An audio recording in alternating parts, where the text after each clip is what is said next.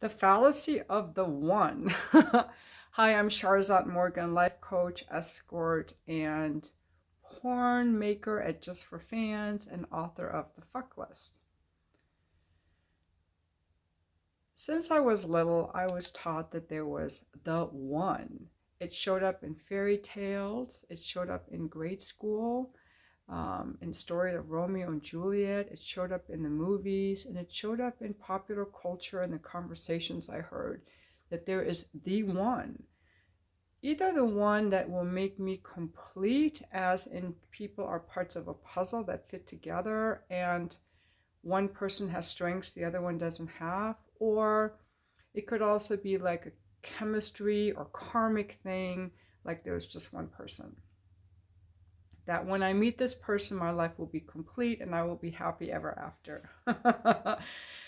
And I realized it's a big lie. It's just a story and it's a myth, it's mythology. It kind of comes from it's an infantilized idea of life that, because life is hard and we're looking for answers, and whereas we can find oneness, maybe in God or believe in God or some spiritual force, this person that's supposed to love us unconditionally is someone that can actually hold us and be there for us in physical form. But there is no such thing as someone loving us unconditionally. I mean, our parents try. If they're good parents, many parents don't even try. They're abusive and neglectful. And it's a beautiful idea. And there is such a thing as the one, which I'm going to tell you now. And you are the one. That is the whole secret. You are the one. It's a shattering of our belief system, how we thought the world works. It's almost like finding out that your parents aren't really your parents, or that your spouse cheated on you, or some kind of major collapse in identity, and seeing the world. There is no the one out there. There's nothing in the external world that can complete you. You are the one. Now, you might say, well, if I'm the one, everything is hopelessly lost because I feel empty, I feel lonely, I feel stressed.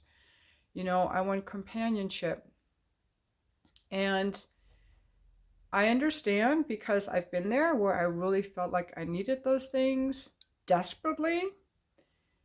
And there is a difference between desiring something and needing it, like a lifeboat. Though you can get to the point where you don't need it the way that you need to hang on to a life preserver in the middle of the ocean, or else you'll drown. You can get to the point where you're like, life's pretty good and it would be nice to have this, or it would be nice to have that, but I'm good now here without it. And that's what your inner love work is all about. There are many places you can get inner love stuff. I myself am using the Inner Bonding Workbook by Dr. Margaret Paul. I've done different self-love things over the years. I really like that.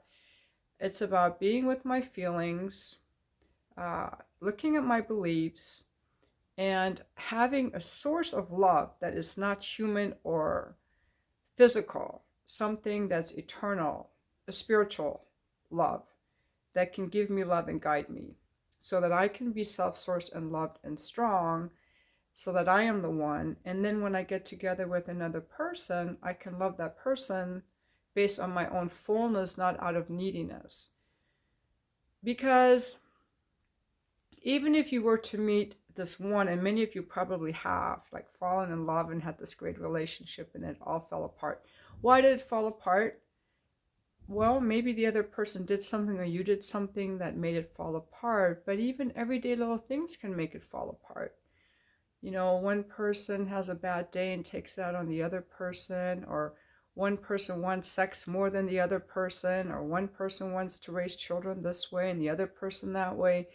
And so it's in the nature of human interactions that there is conflict.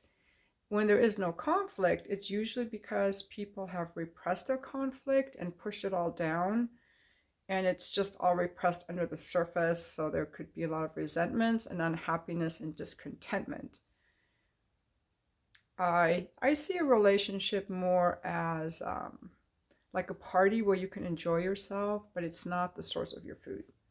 So there is no the one. You are the one. If you'd like to work with me, please check out my website, see if you want to work with me, or feel free to keep watching my videos. I'm Sharzad Morgan, life coach in San Diego.